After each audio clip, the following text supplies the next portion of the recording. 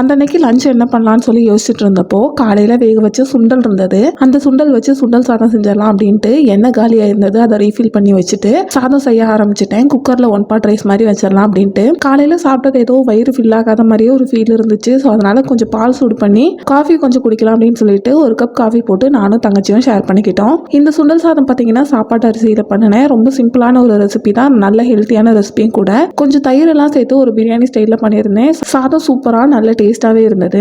குக்கரில் தேவையான ஸ்பைசஸ் எல்லாமே சேர்த்துட்டு ஆயில், வெங்காயம் போட்டு வதக்கிட்டு இஞ்சி பூண்டு பேஸ்ட், தக்காளி, கொஞ்சமாக கொத்தமல்லி, கருவேப்பிலை, தயிர் சேர்த்து மிளகாத்தூள் சேர்த்து நல்லா மிக்ஸ் பண்ண பின்னாடி வேக வச்சு வச்சுருந்த சுண்டலை வந்து சேர்த்து நல்லா மிக்ஸ் பண்ணி விட்டுட்டு கூடவே ரைஸ் சேர்த்து 3 விசில் வச்சு எடுத்துட்டேன். நல்லா உதிரி உதிரியாக சாதம் வந்து ரொம்பவே சூப்பராக இருந்தது. ரொம்ப டேஸ்ட்டாகவும் இருந்தது. இதுக்கு சைட் டிஷ்ஷாக பார்த்தீங்கன்னா இன்றைக்கி முட்டை வந்து பண்ணிக்கிட்டேன். ஸோ முட்டை வந்து வெறும் சால்ட் மட்டும் சேர்த்து செஞ்சு கொடுத்தா என் பையனுக்கு ரொம்ப பிடிக்கும். ஸோ அதனால் நாங்களும் அதே மாதிரி சாப்பிட்டுக்கலாம் அப்படின்னு ஆம்லெட் மாதிரி போட்டு